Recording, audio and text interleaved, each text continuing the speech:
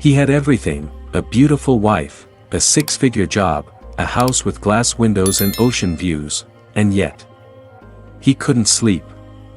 Pause. Soft ambient music.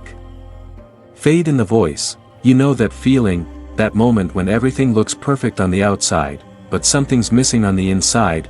It's like you're sitting in a warm room, but you still feel cold. It's like being surrounded by people, yet feeling utterly alone. This is the silent pain many never speak of, and maybe, just maybe, you felt it too. Let me tell you a story. Ethan was a 38-year-old executive. He'd made it, by all worldly standards. He had a dream job, drove a Tesla, took vacations in Europe, and even meditated sometimes. But one night, around 2:17 a.m., he woke up in a panic, heart pounding, sweat dripping, staring at the ceiling like it held the answers to everything he couldn't name. He got up, walked into his kitchen, sat in the dark with a glass of water in his hand, and whispered, "Why am I still not happy? Not why am I sad? Not why am I failing? But the deeper, more haunting question, why does it feel like something's always missing? Even when nothing is wrong." And Ethan's not alone. We see this everywhere: celebrities overdosing on pills, successful entrepreneurs in therapy, mothers crying in silence, teenagers feeling empty despite thousands of followers, people achieving their dreams and quietly crumbling after. So what is this strange paradox? Why do we suffer, even when life seems fine? Here's the hard truth: because we've been chasing the wrong things. We've been taught to believe that comfort equals happiness, that success means fulfillment. But Buddhism reveals something radically different, something many people only begin to understand when they've reached the top and still feel hollow. Over 2,500 years ago, the Buddha saw this suffering clearly. He was a prince, he had luxury, beauty, and prestige, and yet, he left it all behind, not because he hated life, but because he wanted to understand it. Why do people suffer? Why do even kings grow old, get sick, and die in despair? Why do even the rich feel poor inside? The Buddha saw what Ethan couldn't, that suffering is not always loud or visible. It can be subtle, silent, dressed in gold and dressed in smiles. It can wear the mask of success, but underneath is the same restlessness, the same endless craving, the same sense that this isn't enough. And here's where it gets deeper. Suffering doesn't only come from loss or failure, it comes from wanting more. Fearing loss, and never feeling whole with what we already have. It's the quiet dissatisfaction of always needing the next thing, the next promotion, the next relationship, the next version of ourselves that we think will finally be worthy. And ironically, the more we chase fine, the further we drift from free. Buddhism names this suffering. It calls it dukkha, a word that doesn't just mean pain, but the fundamental unsatisfactoriness of life when we are caught in desire, fear, and illusion. Dukkha is what Ethan felt at 2:17 a.m., it's what we feel when we get everything we want and still feel incomplete. It's the ache that follows joy, the anxiety behind every plan, the dissatisfaction that lingers, no matter how beautiful the Instagram feed. But this is not the end of the story. In fact, this is just the beginning, because the Buddha didn't stop at observing suffering. He went further, he found its cause, and most importantly, he found the way out. He saw that if we could truly understand what causes our suffering, we could finally stop running, we could stop filling voids with noise. We could stop searching outside for a peace that's been waiting within us all along. So let me ask you now, what are you still chasing? What part of you is hoping that just a little more will finally fix the emptiness? What if the problem isn't what's missing from your life, but what you're refusing to see inside it? So what exactly is dukkha? Is it pain? Sadness? Hardship? Not quite. Dukkha is deeper than pain, it is more subtle than sadness. It is the quiet hum of dissatisfaction that runs beneath all our pleasures, achievements, and comforts. The Buddha didn't say life is only suffering, he said life, as most people live it, chasing, clinging, resisting, is marked by suffering. You see, suffering is not always the heartbreak, sometimes it's the honeymoon. It's the nervous anticipation before joy fades, the attachment that turns love into fear. The pressure to keep it all together when life finally seems good, it's that odd moment when you're laughing with friends, but part of you is already dreading the silence afterward. That's dukkha. It's the tension behind our smiles, the anxiety beneath our success, the restless itch that says, this isn't enough. Something's still missing. Let's pause here, take a breath, really, right now. Inhale. Exhale, notice your mind. Is it truly at peace? Or is it already reaching for the next thing? That reaching, that subtle leaning forward of the mind, is the start of dukkha. And here's the truth most people avoid: dukkha is not caused by the world, it's caused by how we relate to the world. Think of a cup of coffee. One day, you sip it with joy, the next day, it tastes dull. Why? The coffee didn't change. You did, your expectations, your mood. Your craving for something more intense, more new, more perfect, that's what shifted. This is dukkha in action. It's not just the suffering of pain, it's the suffering of impermanence, the fear that good things won't last, the resistance to change, the clinging to what is fading and the pushing away of what we dislike. The Buddha saw this clearly. After leaving his palace, he encountered four sights: an old man, a sick man, a dead body, and finally, a monk. These weren't random scenes, they were revelations: aging, sickness, and death, realities we all face but rarely accept. We spend our lives distracting ourselves from them, we edit them out of our Instagram feeds, we wrap our fears in to-do lists, shopping carts, and endless scrolling. But the truth remains: everything we love will change. Everything we fear will change, even we will change, and our suffering comes not from this truth, but from fighting it. Let me give you a simple image. Imagine you're holding a rope. On the other end, someone is pulling hard. The tighter you grip, the more your hands burn. Now imagine letting go. The force may still exist, but your pain eases. Suffering is like that. The more we cling to pleasure, to control, to permanence, the more we burn. But when we release the clinging, we begin to see clearly, we begin to breathe. Dukkha, in this sense, is not a punishment, it's a teacher. It's life's way of whispering, wake up. What you're holding on to cannot save you. But what you are, beneath the clinging, can be free. This is why the Buddha's first noble truth is not negative, it's liberating. To recognize suffering is the first act of courage, to stop pretending. To stop numbing, to stop chasing pleasure and start seeking truth. Let me share a story from the Buddha's own life. One day, a woman named Kisagami came to him, weeping. Her child had died. She was in agony, begging the Buddha to bring him back. He didn't scold her. He didn't offer false hope. He said gently, "Bring me a mustard seed from a house that has never known death." She searched for days, but every home she entered had known grief, loss, pain, and slowly, it dawned on her, her suffering wasn't unique, it was universal. This insight transformed her pain, not by erasing it, but by helping her see it as part of the human journey. That is dukkha, that is the truth we must face, not to become cold or detached, but to awaken compassion, because once we understand suffering, we begin to understand each other, we soften, we listen, we live with eyes open and hearts unarmored. And here's the beautiful twist: only by facing suffering can we move beyond it. Dukkha is the doorway, the path begins where our denial ends. So ask yourself, what have you been trying to escape? What part of your life do you wish were different? What are you clinging to, hoping it stays, fearing it changes? Because in that clinging lies the key. In the next chapter, we'll explore what the Buddha saw as the root of all suffering: craving, or tanha. Why do we want so much? Why does enough never feel enough?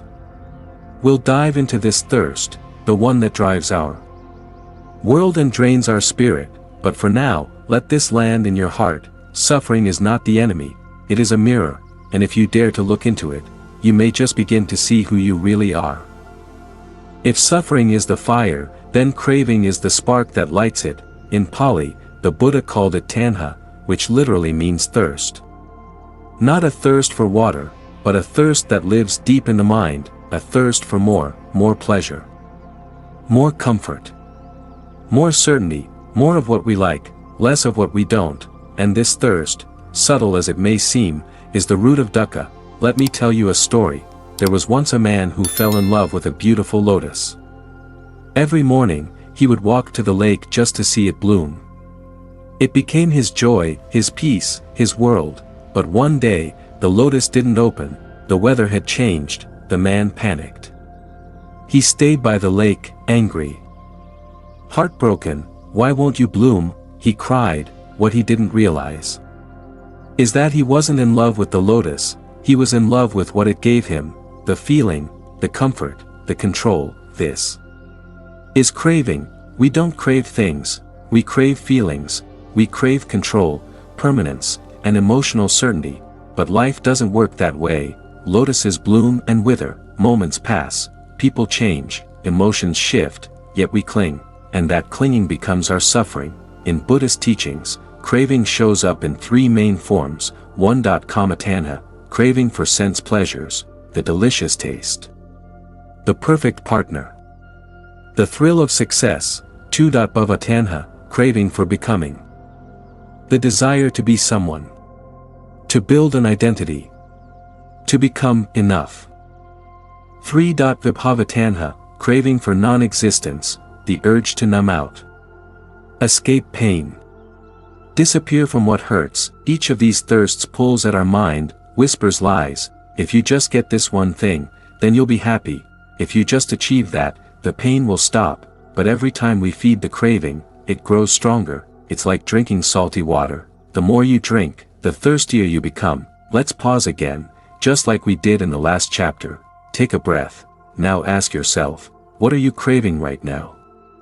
Maybe it's validation, a future where you're finally safe, a past that doesn't hurt, a partner, a raise, a body, a number on a screen. It's not wrong to want things.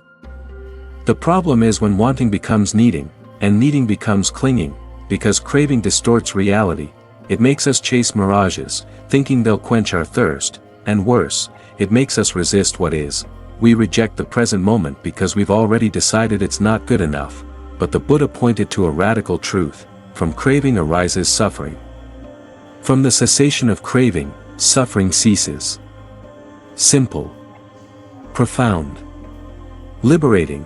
If we want peace, we must understand our thirst, not destroy desire, but see through it, not suppress craving, but shine awareness upon it. You might wonder, how do I live without craving? How can I function in this world of ambition and goals? Here's the key: craving is not the same as wise intention. You can work hard without clinging to results. You can love someone deeply without trying to possess them. You can strive for growth without hating your present self. It's not about becoming a lifeless monk, it's about becoming free. Let me share a moment from the Buddha's life. After his enlightenment, he was once asked, "What have you gained, Gautama, from all your meditation?" He smiled and said, "I have gained nothing. But I have lost anger, anxiety, fear, craving, and the illusion of control." This is the path, not of gain, but of release. When we stop trying to fill the void, we begin to realize, there was never a void, just an illusion created by the mind, whispering, "You're not complete." Not yet, but the Buddha said, "You are already whole." It is only your attachments that tell you otherwise.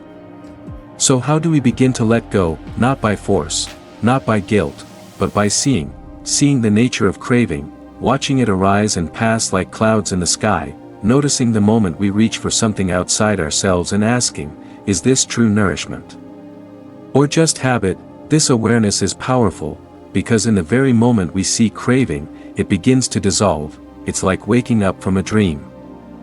The thirst fades, clarity returns, and in that clarity, we touch peace, not because the world changed, but because we did.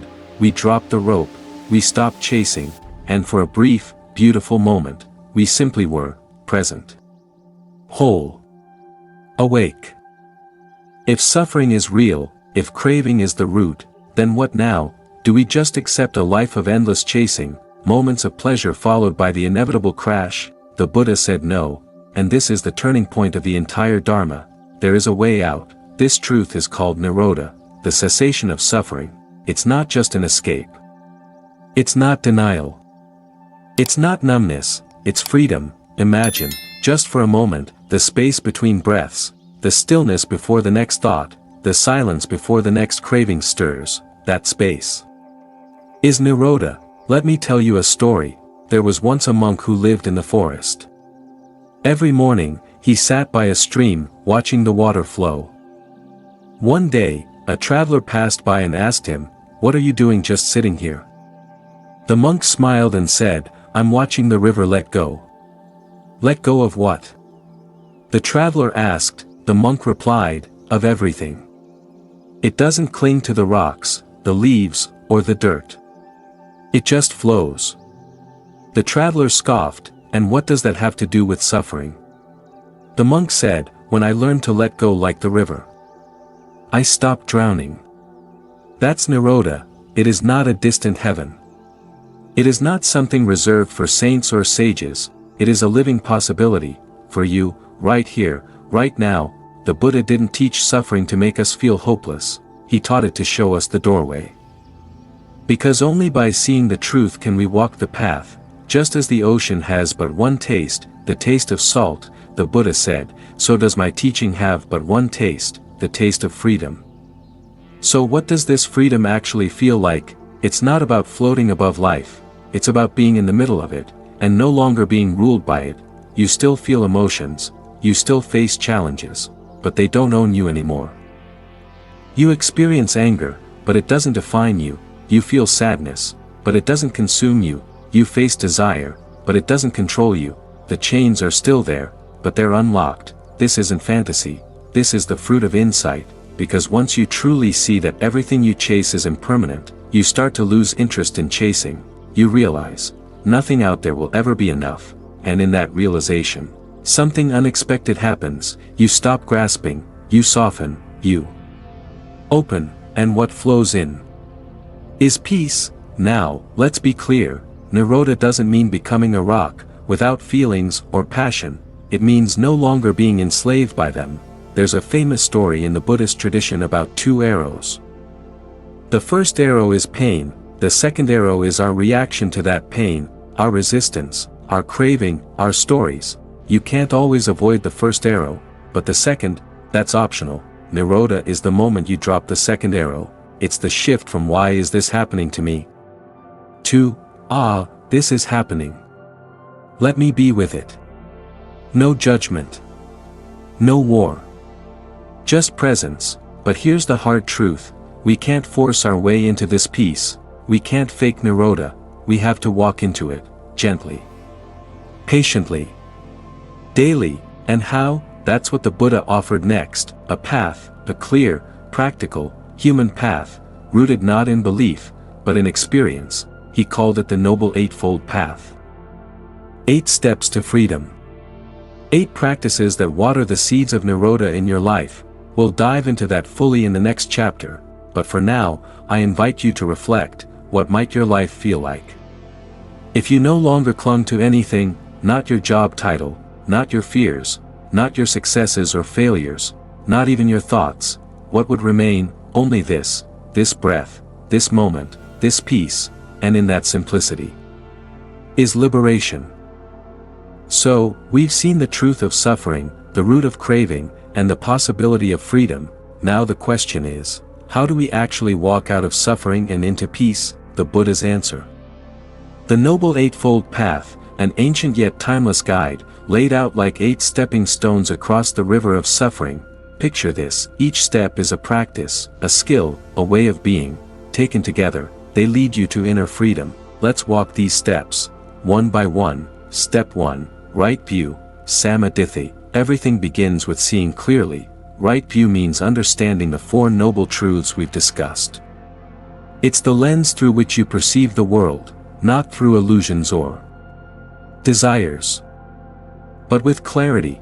Think of it like cleaning a foggy window. When the glass is clear, you see things as they really are. Without right view, the path is lost in confusion. Step 2, right intention, samma sankappa. Once your vision is clear, your intentions must align. Right intention means committing to kindness, compassion, and non-harming. It means setting your mind free from ill will, cruelty, and selfish cravings. Your thoughts and motivations become the soil where freedom grows. Step 3. Right speech, samavaka. Words are powerful. They can heal or hurt. Right speech calls for truthfulness, gentleness, and purpose. Avoid lying, gossiping, or harsh words. Imagine your words as seeds. What do you want to plant in others' hearts? Step 4. Right action, sammakamanta. This is where theory meets practice. Right action means living ethically. Avoid harming living beings, stealing, or acting unwholesomely. Every action builds or breaks the foundation of your peace. Step 5. Right livelihood, samma ajiva. Your work is an extension of your values. Right livelihood means choosing a profession that doesn't cause harm, either to others or to yourself. In today's world, this can be tricky, but the essence remains. Your livelihood should support your path, not block it. Step 6. Right effort, samma vayama. Inner freedom requires energy and persistence. Right effort means cultivating wholesome states, like kindness, patience, and mindfulness, while abandoning harmful ones, like anger and greed. It's the steady gardener tending your mental landscape. Step 7. Right mindfulness, samma sati. Mindfulness is the heart of Buddhist practice. Right mindfulness means being fully present with your body, feelings, mind, and phenomena. It's noticing craving as it arises, without getting pulled in. Imagine standing by a riverbank, watching the current flow without jumping in. Step 8. Right concentration, samma samadhi. Finally, right concentration is the focused, calm attention that steadies the mind. Through meditation and deep focus, the mind becomes like a still lake, reflecting truth without distortion. Together, these 8 steps form a complete path, from understanding to realization. From craving to freedom, because it addresses suffering on every level, mental, physical, ethical, and spiritual. It's not about blind faith or rigid rules, it's about practical wisdom you can test in your own life. Each step supports the next, creating momentum toward liberation. You don't have to perfect all 8 steps immediately.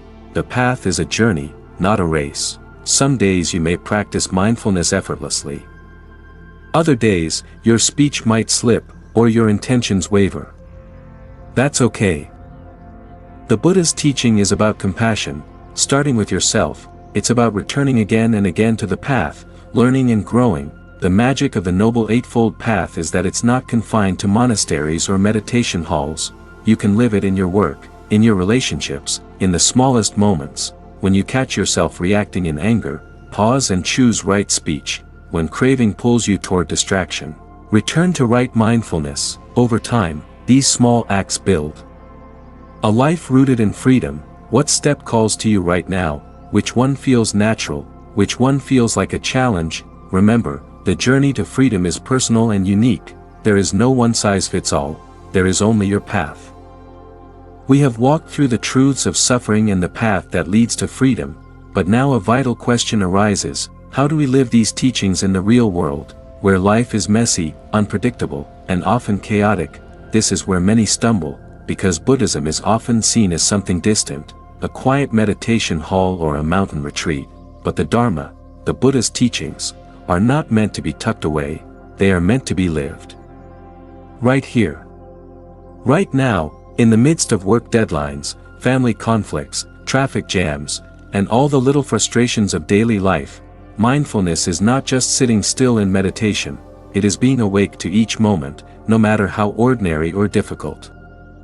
Picture washing dishes. Instead of rushing, distracted by your phone or your to-do list, you slow down, you feel the warm water on your hands, you notice the scent of the soap, you hear the gentle clink of plates. This is mindfulness in action.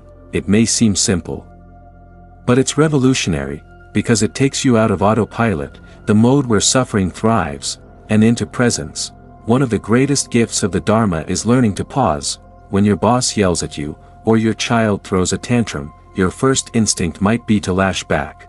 But mindfulness creates space between the stimulus and your response. This space is freedom. In that pause, you can choose wisdom over anger, patience over frustration, compassion over judgment. This doesn't mean suppressing your feelings, it means seeing them clearly and choosing your actions consciously.